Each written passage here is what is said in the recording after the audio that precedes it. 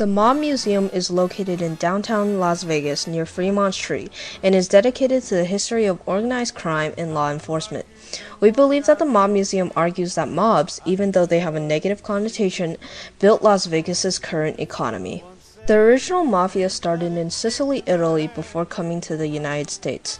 They began in New York and Chicago, then transitioned to Las Vegas. At this time, the mafia bosses did not own nor control the hotels and clubs in Las Vegas, which remained monopolized by hard-bitten local Las Vegas families who were unwilling to cede ground to the crime bosses.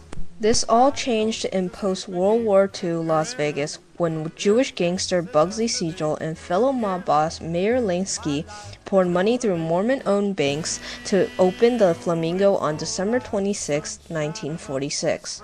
By the 1950s, the Chicago outfit had also joined the New York City mafia families in Las Vegas. The outfit ran 3 major casinos: the Stardust, the Desert Inn, and the Riviera. The Hacienda, Golden Nugget, Sahara, and Fremont casinos were later added in the 1960s. In the 1960s, Howard Hughes, a billionaire, managed to change the course of mafia-run Las Vegas single-handedly. He changed Nevada law so that corporations could not purchase interest in the casinos and resorts, eventually forcing the mafia out and taking ownership of 17 casinos. He spent an estimate of $300 million. However, the profits did not meet his expectations, and he lost money overall. The mafia later returned, but were shut down by the FBI and sold to legitimate owners, turning Las Vegas into what it is today. The museum opened on Valentine's Day, February 14, 2012.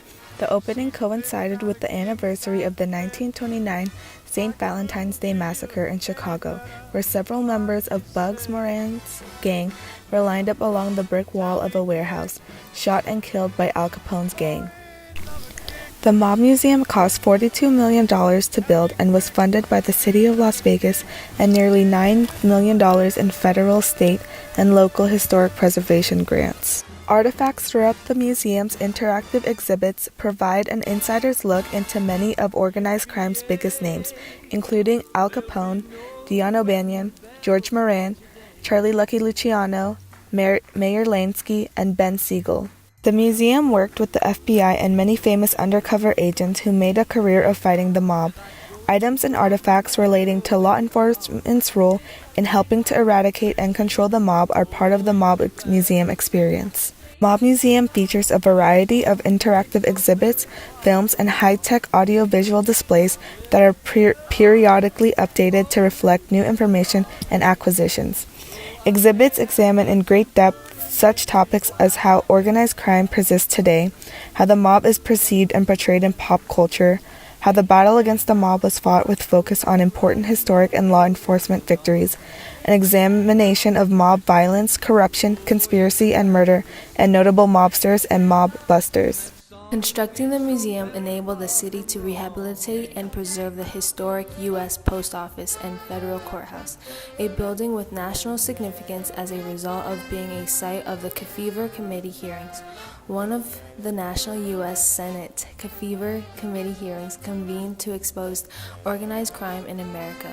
The building is placed near the entertainment area of downtown to showcase that the mob created more of the entertainment aspect of Las Vegas, being the casinos.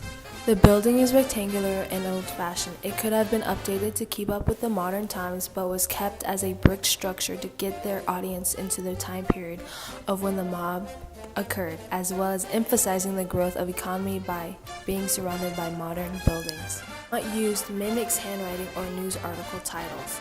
Old news is paired with a typewriter font, gives the viewer a sense of the time period the event occurred in, immerses them in the situation. The biggest text is outside the museum, which says National Museum of Organized Crime and Law Enforcement.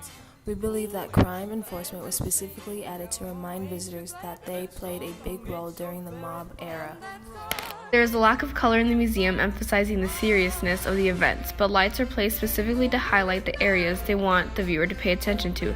For example, St. Valentine's Day Massacre Wall, the wall is well lit, surroundings are darker, and the richest man to die chair. An exhibit that showcases these elements is the Web of the Mob. It shows how complex and inescapable the mob is, spreading the message: once you're captured, you can't escape, and you'll eventually be eaten by those bigger than you. The web is constructed with gray beams standing in front of a black wall with a few hints of red tiles. In the middle of the web is a mirror-like circle. On each web is a word or adjective correlating with the mob. For instance, there is one phrase saying corruption, and on the red tile explains how mobsters were corrupt and only played by their rules. The color scheme and structure symbolizes that mobs began the web affairs and corruption that ultimately built the foundation of Las Vegas casino industry. By highlighting the crimes done by the Mob Museum appeals to pathos, especially through the deaths that have occurred, along with the design of the museum itself. When talking about the deaths and such, the photos and information are placed against dark red backgrounds, similar to blood in appearance. Stating what happened at events with the mob appeals to logos, revealing why the mob took such actions and showing why these actions are illegal and such.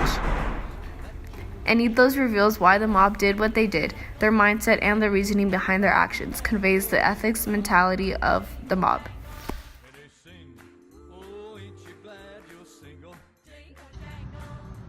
What did you learn from the Mob Museum? I learned about the families that ran the Mob Museum and what it took to become a member. Was it effective in teaching you about the mob in Vegas? Well, the Mob Museum really taught me a lot. It showed me through some files and interactive activities that we did how the mob really took over a lot of the casinos. And the weapons there were also pretty cool. Like, they had brass knuckles, and that just showed me how they would resort to violence after some of their intimidation methods didn't work out. What message did you take away from the museum? The message that I took away was certainly that even though this part of history isn't the most prideful part, we still have to show it, because in the end, it's still part of us and why we're here now. What did you learn from the Mob Museum? I learned a lot about the history of Vegas and the history of organized crime throughout Vegas and other cities, such as Al Capone and other crime bosses. What message did you take away from this museum? I learned that crime is bad.